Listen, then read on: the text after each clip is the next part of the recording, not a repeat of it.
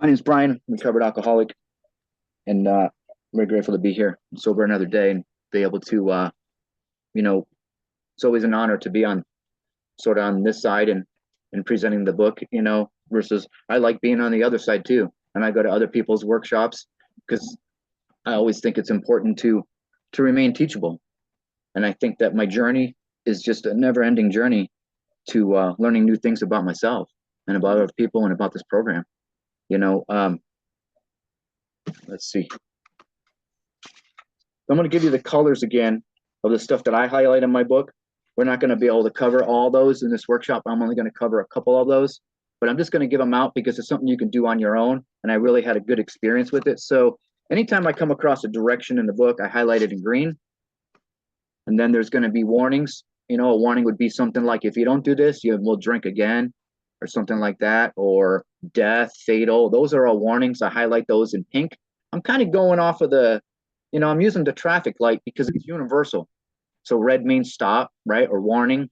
Green means go, a direction. And then the promises, I highlighted all the promises in orange. And then all the prayers in yellow. And then I did all the questions, which we're going to cover, are in purple. And then there's keywords. Not every chapter has keywords, but there's going to be keywords in here. Some of them might be something like a word must, something like that. There's a lot of keywords in We Agnostics. And those are those keywords, or even it could even be a couple of words together. Those will be highlighted in blue.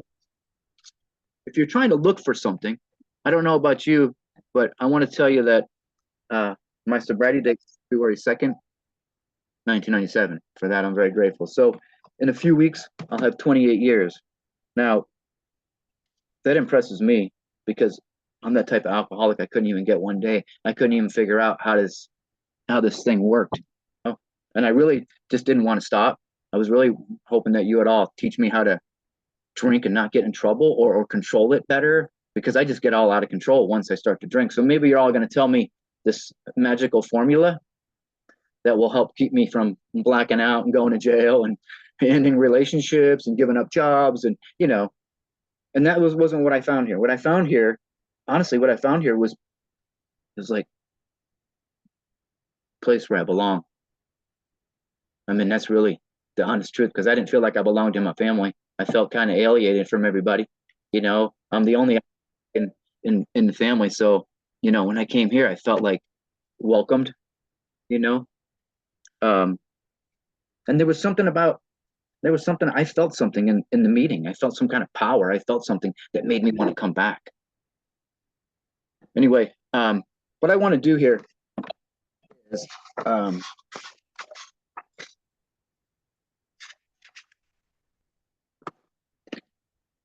I use fourth edition. You can use the third edition. You can even use the second edition. All the page numbers will be the same. The only difference is going to be is if you have a copy of the first edition, because they do sell that on Amazon. Sometimes people buy the wrong book. The pages won't line up if you have that book. And so I can't tell you what page numbers we're going to be on, because I'm using the fourth edition. So I think everybody would probably have either the third or fourth edition with them. So that way, if you do have a third edition, the only thing that's not going to be in there is one of the Roman numerals that has the forward to the fourth edition. But I got something in mind that I think I want to do. And this is a big book workshop. And I was thinking, do I have any other books that I could pull from to help me, need a little bit more, especially when we get into some of the step work. But what I wanted to do was to this book here. All right. This book just came out. Lots of controversy with it. But I just want to read the first couple of pages of it, and then I'm going to go into the forwards. All right. And so I think it's important. I got this book when it first came out, like in September, I think, no, November. And so I'm just going to read a couple of pages, just the beginning of it. And then I'm going to go into the forwards. And I think it's important. In here, they rewrote some of the forwards. So I want to read it the way they wrote it here, versus then you can follow along with your book and you can kind of see the differences there. The reason why I'm bringing this book into here, because I found that there's some, it's a tool for reading the book. And that's what we're going to be reading is the book Alcoholics Anonymous. But this is a tool, and there's some valuable information in here that I was reading through that actually broke down some of the things that I thought was a little bit, I wasn't quite sure. Some paragraphs in the book where I wasn't sure exactly what it was saying. Actually broke those paragraphs down in simplest form. So I'm only going to refer to it from time to time. It's just a tool, you know. So I'm going to read the preface here. And it says, the first version of the book Alcoholics Anonymous was published in 1939.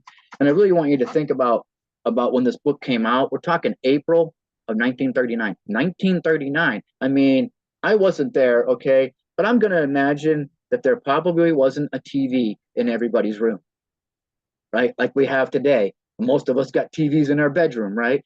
So I think in 1939, there wasn't much TV. And it was a society of readers, and everybody read. So when you handed somebody a book, they read it because that was the only entertainment they had, you know? We live in a different society today. We live in a society where I think that we just get away from, you know, holding a book and reading it, you know? So I always try to make sure that my sponsees have a hard copy, have you know. I think it's really, to me, it's nothing like opening a book and reading it, you know. To me, that's old school. So we're going to do a lot of reading today. My sponsor told me reading, writing, studying, and applying. Reading, writing, studying, and applying. You know, this whole thing is about applying these steps into our lives so the obsession can be removed. That's the whole point of this, right? So the obsession can be removed and we could be free. So I'm going to go back here to read this, and it says, since then, millions of copies have been brought and read by people across the world. It became the book that most AA groups used in their meetings, and many people now call it the Big Book. The central text of the book has remained the same since then, but many of his personal stories in the unabridged version have been changed since that time.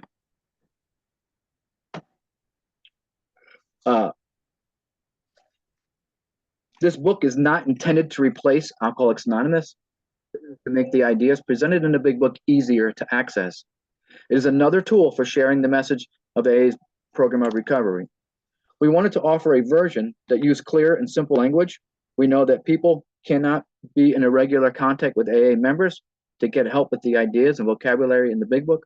Other people have a hard time reading, especially books written long ago that use old language.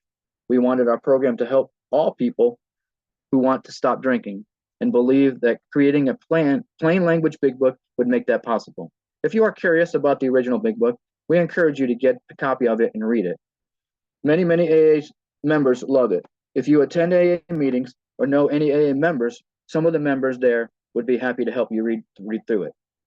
But we have made sure that this version carries the same message and offers all the same information as the original. It contains the same program of recovery from alcoholism that works for us and that will work for you if you follow it. We hope that as you read, you will feel less alone. And we hope that the more you read, the more you will think to yourself, yes, I believe this program can work for me too. I'm going to read the next few pages because it breaks down the second edition here in a simple, it makes it a little easier. I know not a lot of people are into the history, but what I really like about this history is it really talks about one alcoholic working with another and carrying that message. You know, one person carrying the message to another person, and then that person carrying the message to another person, and that's how this whole thing started. And I think it's important to just kind of go back to the beginning, you know. And so in 1935, in the town of Akron, Ohio, a New York businessman and an Akron doctor met for the first time. But what I want to tell you up to this point is that we know the New York businessman is Bill W. And up to this point, it's supposedly that Bill had tried to help over 50 alcoholics. Now he's 6 months sober and he's in Akron and he's tried to help, what did they say, 50. And he's pulling them off of bar stools. He doesn't know what he's doing. He's just trying to help anybody, right? And he's creating all kinds of drama and everything. And then finally he goes on this business trip. And the business trip didn't, he's supposed to take over, a Firestone, and it doesn't go off well. And what happens, I know for me, when things don't go so well, expectations aren't met, then I'm down. And the first thing he did is he went to call somebody. And I think that's a valuable lesson in that, is thinking, well, okay, when things go bad, I need to call people, right? Get out of myself. And then and that phone call led him to Dr. Bob, and then that pretty much how AA was formed. Another alcoholic talking with another. The funny thing about that is Bob said, I'm only going to agree to talk to this guy for 15 minutes. And he talked to him for 6 hours. That's how we are. When we meet somebody, another alcoholic, and we're working, it's like a long lost brother or something, or a long lost sister, or a long lost friend. Once we make that connection, I'm going to go back to the story here. It says the businessman told the doctor that he'd been trying to stop drinking for a very long time. He had been a heavy drinker for many years, and his drinking was destroying his life. His marriage, and business were ruined. He felt confused and scared all the time. He was desperate for help. He had tried many different things, but nothing seemed to work. We're going to read more about Bill's story when we get into Bill's story. Bill has a whole chapter dedicated to him. He explained that he had talked with a man named Dr. Silkworth, who was studying alcoholism. Dr. Silkworth had helped businessmen understand how serious alcoholism was. He taught him how important it was to stop drinking. He was one of the first medical doctors who saw alcoholism as a kind of disease. Before that, people believed that alcoholics were weak, sinful, or stupid. Treating drinking as a sickness was a very new idea. It was an idea that had been very helpful to the businessman. Like many alcoholics, the businessman felt less shame about his drinking when he thought of it as a disease. He still wanted to stop drinking, but he didn't think of himself as a failure or a terrible person because he drank. Dr. Silkworth helped the businessman change how he thought about alcoholism. You will read more about Dr. Silkworth in the next chapter. They were very important to AA. In addition to talking with Dr. Silkworth, the businessman had tried going to meetings of a religious group called the Oxford Group. Many members of its group believed that selfishness and fear were the cause of all human problems.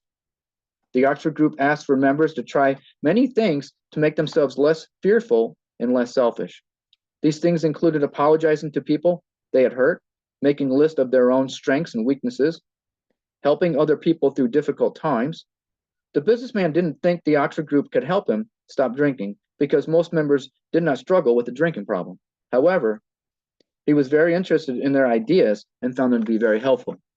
The businessman, Bill, had also tried to help other struggling drinkers in this hometown. He believed that only alcoholics could help alcoholics stop drinking. Unfortunately, none of the people he tried to help gave up drinking. And that goes back to those 50 people that he had helped before he even met Bob.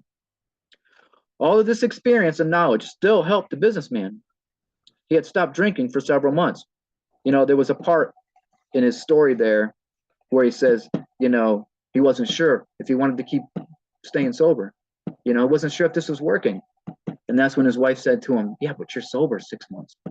He learned a lesson there that when he went out and stretched his hand out to help somebody, he got out of himself, which was the problem. He was able to get out of himself and help others. And he forgot all about his drinking problem. He needed to tell his story to another alcoholic as soon as possible. If he could talk with somebody who understood exactly what he was feeling, that would help him.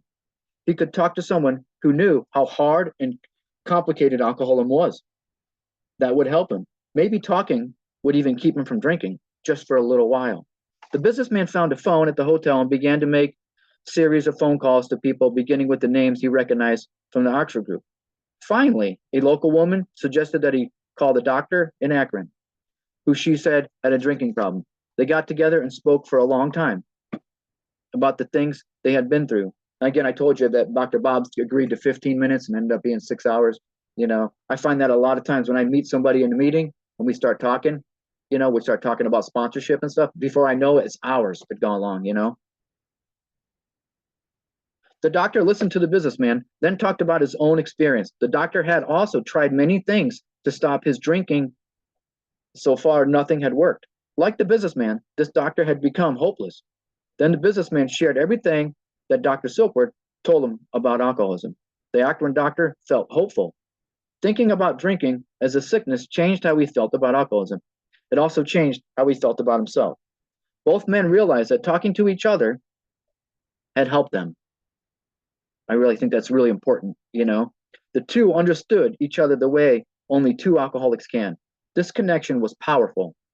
It made the urge to drink much less powerful. It felt like a miracle. While it was very difficult for the doctor to stop drinking entirely, the doctor had his last drink about a month later. Seeing how much it had helped them to talk to each other, the New York businessman and the Akron doctor were eager to start helping other alcoholics in the same way. They started meeting with alcoholics at the Akron City Hospital. The first man they spoke with stopped drinking immediately and never drank again. Along with the businessman and the doctor, he became AA number 3. All through the summer of 1935, more and more alcoholics began meeting and talking with each other at the Akron City Hospital. Some still drank, but others were able to stop completely. This was the first AA group. When the businessman returned to his home in New York, he started a small group in AA there. Another group started in Cleveland in 1937. The basic ideas of AA began to spread across the country. People who had struggled with drinking finally started to feel hopeful. AA was a light in the darkness. In the late 1930s, the members of AA across the country wanted to write down the experience they shared.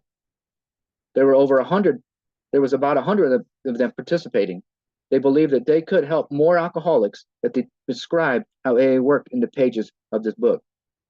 The version of Alcoholics Anonymous was published in April 1939. Since then, many millions of people have read this book, joined AA groups, and gotten sober. Reading and writing have helped the AA program grow and spread. The book Alcoholics Anonymous has been translated into 40 and into 70 different languages. That's 70. This means that people all over the world can read it and understand how AA works. This program has helped millions of people stop drinking, and it will help millions more in the future. And it all started when a New York businessman and an Akron doctor decided to talk to each other. The two men knew that talking and sharing would help them stop drinking. We are grateful for them. Our wisdom and self-sacrifice has saved more lives than we can ever count. If you'd like to learn more about the history of this book, you can read the forwards within the first editions in here. You can also visit AA.org or any other intergroup there. Okay. I just wanted to cover a little bit of the history. So I think that's what's vital here is one alcoholic talking with another alcoholic. There's magic, there's power in that, you know, and I'm going to talk a lot about this as we start going through this process. You know, I'm going to point out, you know, when we're on step 1, when we're on step 2 and step 3, and how it still talks about when you're on those steps, it still talks about working with others. It talks about being a service and reaching your hand out, just like it just talked about here, you know. And I know today that when I'm reaching out to somebody else, I'm not in here. You know, my sponsor told me not to go in here alone. It's like a bad neighborhood. Now it's not so much of a bad neighborhood anymore. Now I've been sober a while, but I still don't like to be stuck up in here too long. So what I like to do now is I'd like to read the forwards as they appear in this book, only because they are written a little different. And you can follow along with your book if you'd like there. I just want to, there's one.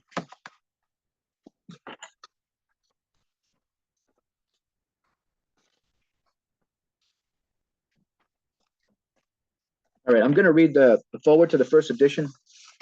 If anybody wants to follow along, I'm going to give you a number here off of my book.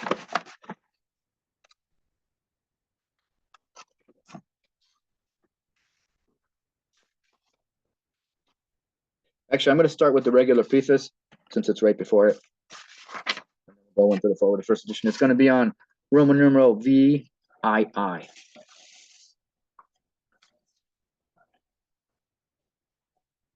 Roman numeral VII. It's the preface. It says, this is the 4th edition of the book Alcoholics Anonymous. Again, the first edition appeared in April 1939. In the following 16 years, more than 300,000 copies went in circulation. The second edition, published in 1955, reached a total number of 1.1 million 5,500 copies.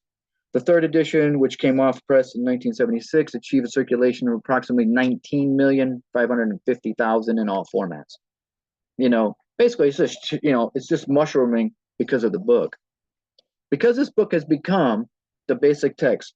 Now I'm going to tell you that, you know, I highlighted that I underline that because this book has become a basic text. It's a textbook. So I just wrote in the margin that this is a textbook for my own recovery. It's written like a textbook, but it's a textbook for my own recovery. I remember at first I was like, oh, a book, that means reading and writing. Oh, I don't want to do that, right? Brought back school. This is different, man. This is about my own recovery. This ain't about somebody else's recovery. This is about your own. And whatever the stuff you're going to be writing about is about your own experience and your own recovery. Okay? So it's a textbook. I think that's really important for our society, and it's helped such large numbers of alcoholic men and women to recovery. Help such large numbers, right? This textbook. There exists strong sentiment against any radical changes being made in it. Therefore, the first portion of this volume. So the first portion of this volume is the first 164 pages. That's what they're referring to. The first portion of this volume describes the AA program has been left largely unchanged in the course of revisions made in the second, third, and the fourth edition. The sections called the doctor's opinion have been kept intact. This is the way it was written in 1939 by the late Dr. William D. Silkworth, our society's great medical benefactor. The second printing of the first edition added the appendix spiritual experience. In the second edition, the appendix of AA tradition and medical view and religious view of AA, the Lasker Award and information on how to contact AA were added, and the appendices of the Alcoholic Foundation was discontinued. But the chief change was in the section of personal stories, which was expanded to reflect the fellowship as the fellowship grows. Now, I'm going to tell you from this moment on, in any additions that we ever do with the big book, that's exactly what the whole point is with the stories, is to reflect their current fellowship as a whole. So we're talking these stories are going to be with people from all over the world. The fifth edition is going to come out sometime this year. All right, so Dr. Bob's Nightmare and one other personal history from the first edition were retained intact. 3 were edited, and one of these were retitled.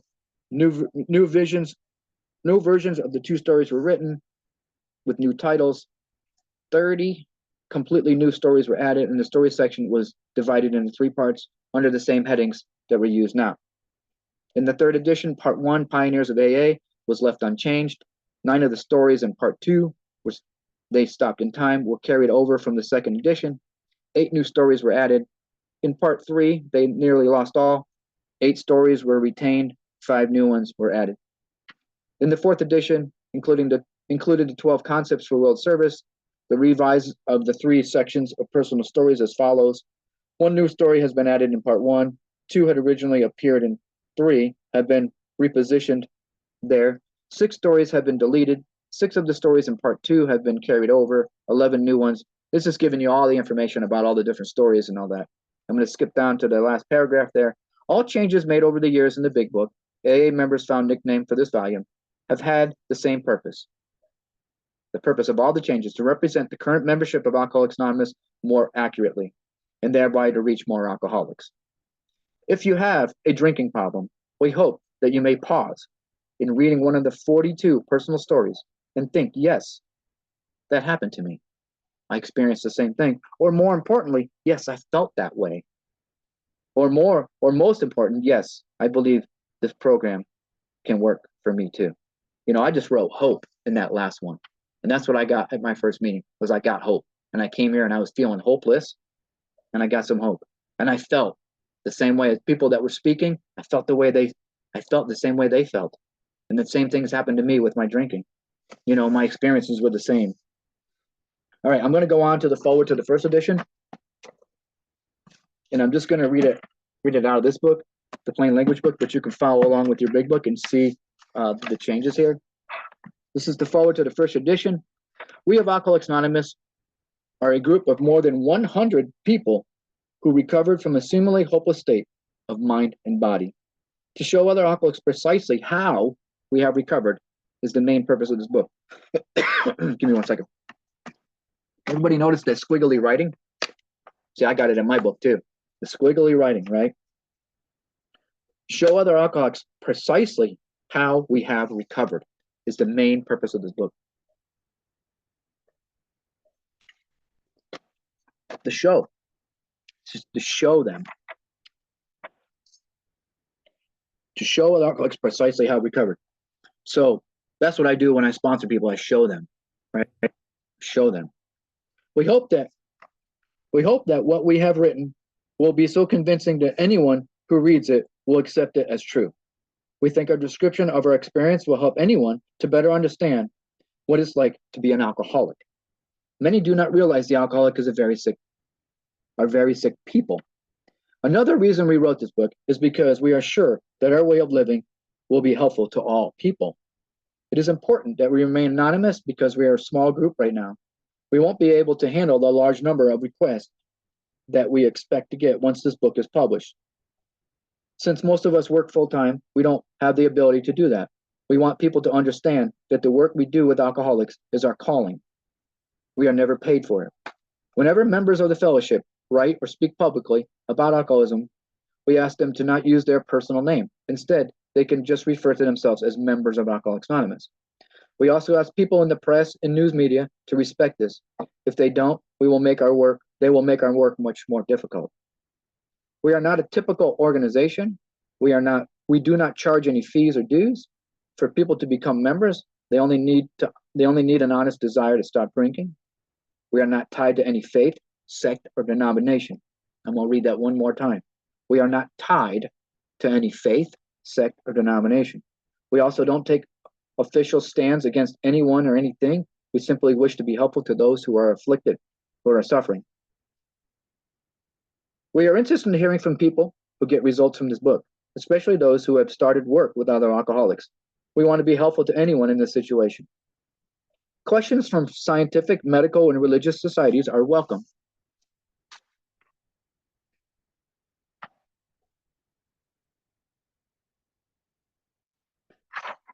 All right, I'm going to go into the forward to the second edition because they don't have anything else after that. That was the end of the first edition. I'm going to read the second edition here.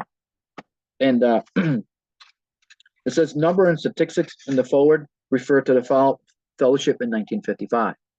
Since the original forward to this book was written in 39, a huge miracle has taken place. In the first edition, we shared the hope that every alcoholic who journeys will find the Fellowship of Alcoholics Anonymous at his destination. Already 2s and 3s and 5s of us have sprung up in other countries.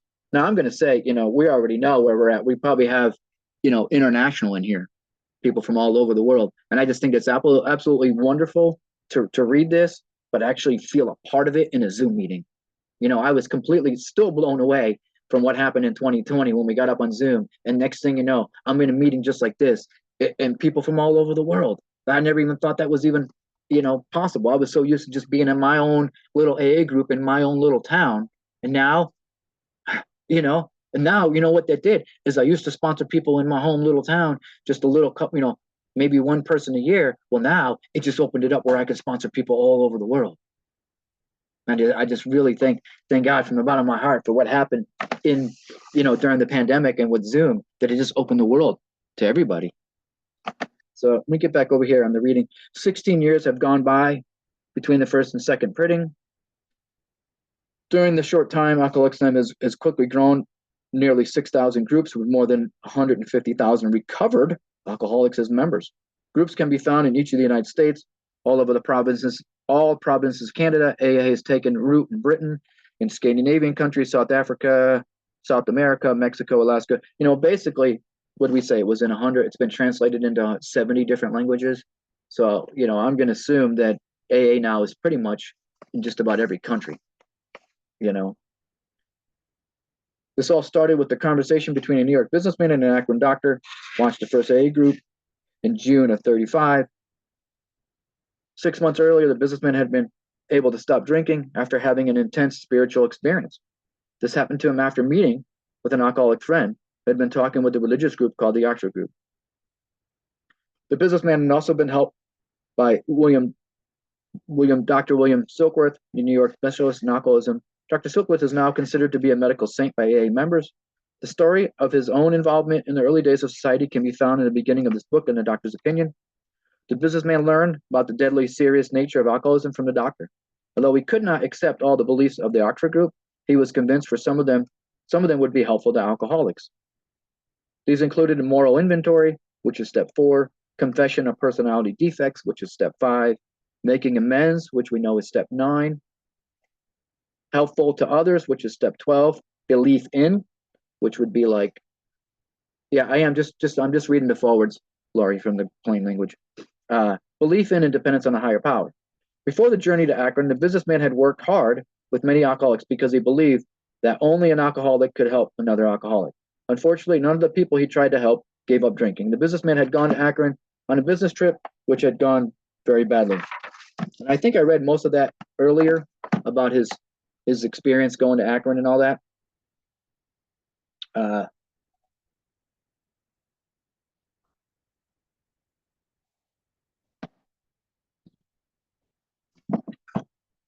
I'm just going to skip some of that kind of read through because I don't want to reread stuff I've already gone over. Our society, then, I'm reading the last paragraph, or second to last paragraph here, but then our society started entering a scary but exciting period of growth and growing pains. It was facing a tough challenge. Could large numbers of former alcoholics successfully meet and work together? Would they argue about their membership, leadership, and money? You see, these questions are right in there, right? In my book, I have mine all highlighted in purple, and then I go back after I've been through this process and I answer these questions. It's interesting after you've been through this work and then you answer these questions, right? Would these large numbers successfully meet and work together? Would they argue about membership? You ever been to a business meeting or a group conscious meeting, right? Would certain members try to become powerful within an organization or grow obsessed with getting famous? Would differences in beliefs split AA apart? Soon AA was experiencing these exact problems nearly everywhere and in every group. But this frightening period helped us see how important it was to continue our work. We had to stick together or die separately. We had to unify our fellowship or give up on our work. We discovered the principles by which individual alcoholics could live their lives. And at the same time, we began to develop principles by which AA groups and AA as a whole could survive and function effectively. We decided that no alcoholic person could be kept from joining AA. We decided that our leaders would serve, but never make or enforce rules. We decided that each group would be independent and that there would be no 12-step experts. We would not charge fees or dues. Our expenses would be paid by our voluntary contributions from members. We avoided creating rigid organizations, even in the service centers. Our public relations would focus on attracting interested people rather than promoting AA. We decided that all members should stay anonymous when speaking, press, radio, TV, and films, and we would absolutely never say that we approve of other organizations, never create formal partnerships with other groups, and never get involved in public arguments. All right. See, that was pretty specific, right? A lot of nevers in there. These principles helped us create AA's 12 traditions, which you will find on, in your big book. These principles were meant to be rules, weren't not meant to be rules or laws, but they became widely accepted in AA members. In 1950, they were confirmed by our first international convention held in Cleveland. Today, the remarkable unity of AA is one of the greatest strengths of our society. Alcoholics Anonymous is not a religious organization. AA does not take a specific medical point of view, but we do cooperate with people who practice medical and with faith leaders of all kinds. Since anyone can be an alcoholic, AA members are as diverse as the people who live in the United States. This is also true to other countries. All right. I'm going to read the third edition, how it appears here. It's only like 2 paragraphs. In 1976, when this edition went into printing, the total worldwide membership of Alcoholics Anonymous was roughly 1 million, with almost 28,000 groups meeting in more than 90 countries. Surveys of groups in the United States and Canada show that AA isn't just helping more and more people, it is also helping a wider and wider variety of people. Women, who make up more than 1/4 of our membership. For newer members, women are nearly 1/3. 70% of AA members surveyed are under 30 years old. Many are teenagers. This leads us to believe that the basic principles of the AA program are helpful to individuals of many different lifestyles, and also that the program has made recovery possible for people of many different nationalities. The 12 steps that summarize the program can be called Las Dos Peces in one country and Las Dos Epes in another. I know I chopped that up. But they show people exactly the same path of recovery that was created by the earliest members of Alcoholics Anonymous. And that's what I like about this book, is that it basically shows us, it's showing us how the earliest people had gone through the process. Although we have seen a huge increase in the size and diversity of this fellowship, the work we do is still simple and personal. Each day, somewhere in the world, recovery begins when one alcoholic talks with another alcoholic. And that's why I was really pushing on that earlier about Bill meeting Bob, and we're gonna learn about another guy named Ebby carrying the message to Bill, right? It's one alcoholic talking with another, sharing experience, strength, and hope. I'm gonna read the 4th edition, and it's only because I really love what they talk about the modem and modem. And the 4th edition came out in 2001. I really want you to think about that for a second. 2001, and they're talking about how we're going to meet someday, modem to modem, like we are right now. The 4th edition of Alcoholics Anonymous was published in November 2001, at the start of the new millennium. Since the 3rd edition was published in 76, worldwide membership has just about doubled. We are now at 2 million or more members, with nearly 100,800 groups meeting in approximately 150 countries worldwide. Writing and publishing played a major role in AA's growth in the past 25 years. There has been a huge increase in transition of our basic literature in many languages. In country after country, AA seed was planted. It had taken root, slowly at first, and then growing by leaps and bounds whenever literature is available. Currently, Alcoholics Anonymous has been translated into 43 languages. As the message of recovery has reached large numbers of people, it has also touched the lives in wider variety of suffering alcoholics. When the phrase "we are people who normally would not mix" on page 17 of the 4th edition was written in 39, it referred to the fellowship that was mostly men and a few women with similar social, ethic, and economic background. Like so many AA's basic texts, those words have proven to be far more visionary than the founder members could have ever imagined. The stories added in this edition show a membership whose age, gender, races, and cultures have became more diverse. They also show that our membership, our fellowship, has touched virtually everyone that the first 100 AA members could hope to reach. While literature has protected the original AA message, changes in global society have driven us to create new customs and practices within the AA fellowship. For example, AA members with computers can now participate in meetings, sharing with fellow alcoholics across the country or the world. In many meetings, anywhere, AA share their experience with each other so that they can stay sober and help other alcoholics. Computer to computer or face to face, AA speaks the language of the heart and it's in all its power and simplicity. Okay, so I went through those. I just wanted to read those so you could follow along with your book and you can kind of see the little bit of differences and how some of it was written in simpler language. I'm going to reference that book every once in a while, but not too much. The only reason why is just because I found some gold nuggets in there that just help with sponsorship, and that's kind of the way I approached that book, with an open mind. And I was just looking for, some things that would help me. I'll be covering the doctor's opinion next week and breaking that all down.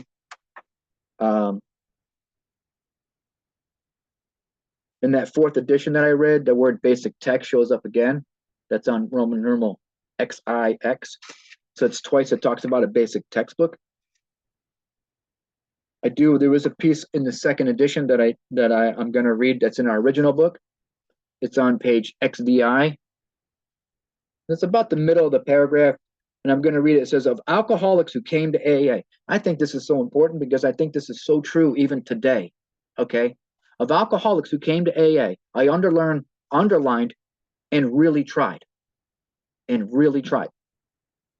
So of alcoholics who came to AA and really tried, 50% got sober at once. 50% got sober at once. They remained that way. 25% sobered up after some relapses. And among the remainder, those who stayed on with AA showed improvement.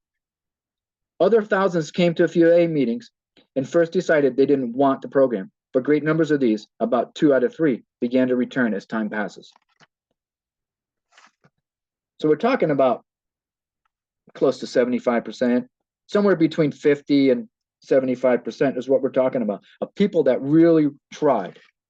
If you can go to the medical view, the back of the book, it's on page 569. It gives me some more percentages in there.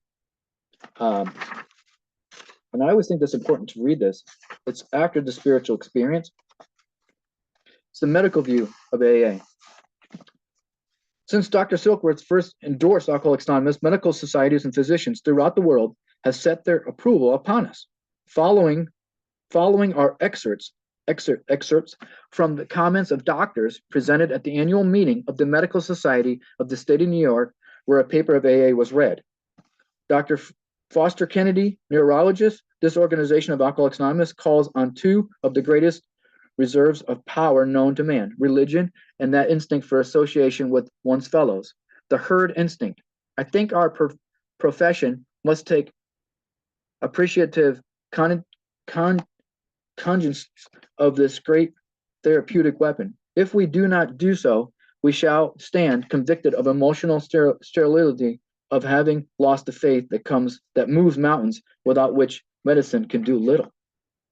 Dr. G. Kirby Collier, psychologist, I have felt that AA is a group unto themselves, and their best result can be had under their own guidance. As a result of their philosophy, any therapeutic or philosophic procedure which can prove a recovery rate of 50 to 60% must merit our condition. So we're talking about, now we're talking between 50 and 60%. We're talking about 50 or 60% of people that come to AA. Now, I don't know what it means to really try.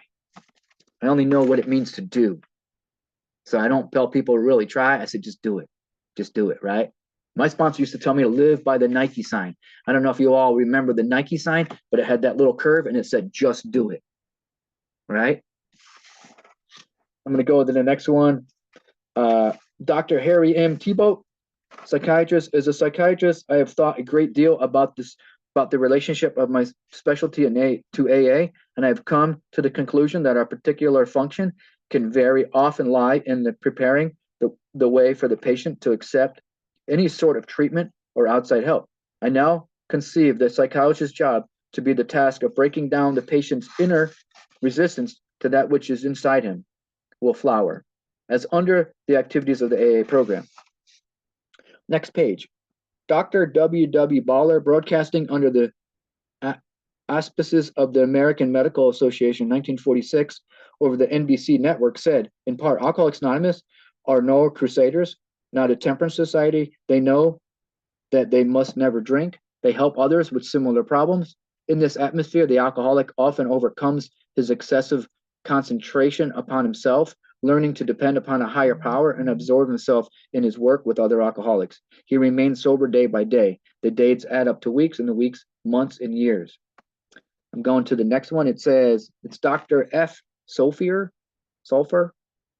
chief psychiatrist, Philadelphia General Hospital, citing his experience with AA. The alcoholics we get here in Philly Central are mostly those who cannot afford private treatment, and AA is by far the greatest thing we have been able to offer them.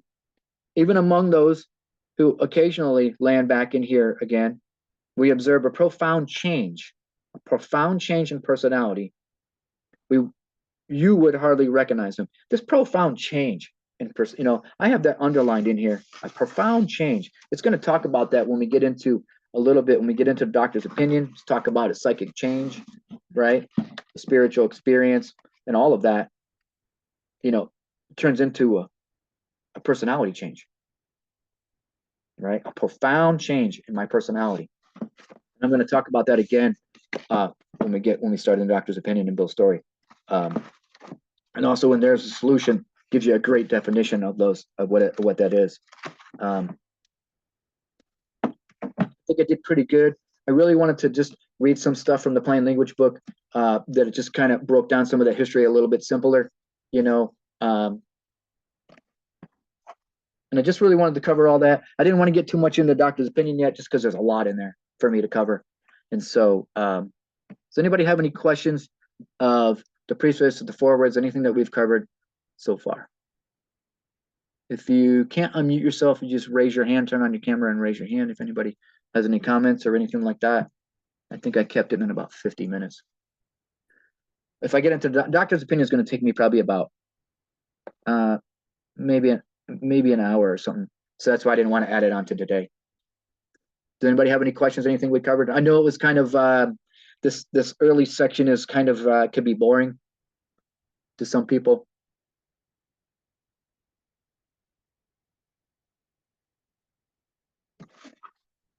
Hi, mate. No, I just want to say thanks. And from a personal perspective, mate, I mean, I don't find it boring. I think the history is massively important for me, you know, and you always pick some. I do like that plain book that really kind of breaks it down quite a lot. Obviously, you've only read some of the forewords to it, and that makes it a lot more translatable. And I already thought it was pretty translatable, to be honest. But yeah, I just think the history of this, like you say, and the percentages and what the doctors write on that the last part you read, and it just holds depth and weight for me. You know, it all holds depth and weight. You know, just realizing that this is history. You know, and what it has done for you think of 50-60% of alcoholics and addicts that have recovered and had the chance to recreate their life. And I think history is just important. It backs it all up for me. So, no, mate, thank you so much for sharing that history with me, buddy. I appreciate it very much.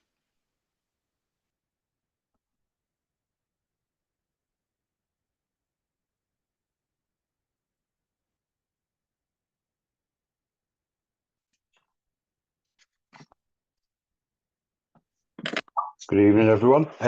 Brian, Joe, alcoholic. Brian, thanks ever so much, mate. I'm a relative newcomer, and the history of the forewords to the editions for someone like me new to the fellowship, and that word you used, mushrooms, that for the newcomers massive. So it's certainly not boring. It resonates, and it tells the newcomer we've come to the right place. Sure does. Appreciate that, Joe. If I'm just going to do something real quick here before I call on Benny. We could go to Roman numeral page 5. It's the contents, table of contents. It looks like this. Yeah.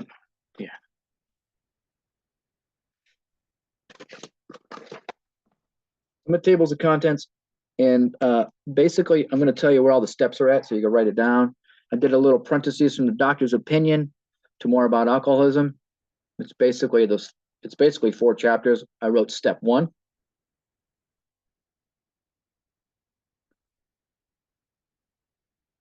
And then after we agnostics, I wrote step 2.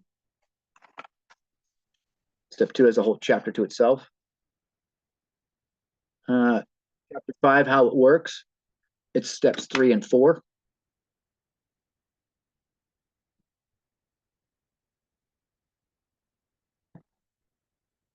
Into action, which is chapter 6. I put steps 5 through 11.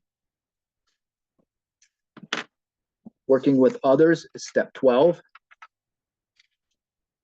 Okay, so then I did apprentices kind of thing, and I did from the wives to a vision for you, and I wrote a couple things in here. I wrote down it's carrying the message. Practice these principles in all our affairs. And those 4 chapters are also going to teach us on how to be on good sponsorship. So not only is going to teach us how to carry the message, but it's also going to teach us a lot about sponsorship when we go over that. All 4 of those chapters will talk about sponsorship and practicing the principles of step 12, principles that we've learned in the steps into our life in all our areas. So we're just kind of setting that up. Let's see if there's anything else in here.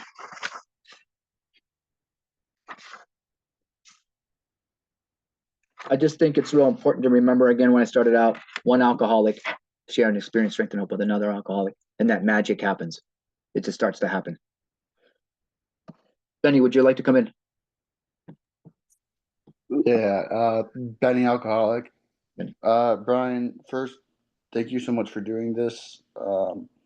This is my first book study, and I've already learned, so much about like the history of AA. I was wondering, do you know when the fifth edition is going to be released It'll be really this year, so I can tell you. this Yeah. year? All right, cool. Thank you. You're welcome.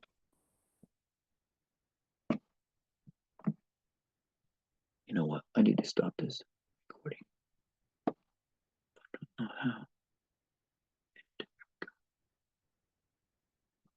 Yeah, I forgot to do that, but I want to thank everyone for. I'll have to figure out how to edit that. I don't like to put other people talking, in that, but I'm just going to end the video. We can, but anyway, I just want to thank everyone for being here, and next week we'll cover the doctor's opinion. Yeah, so I'm going to end the recording now.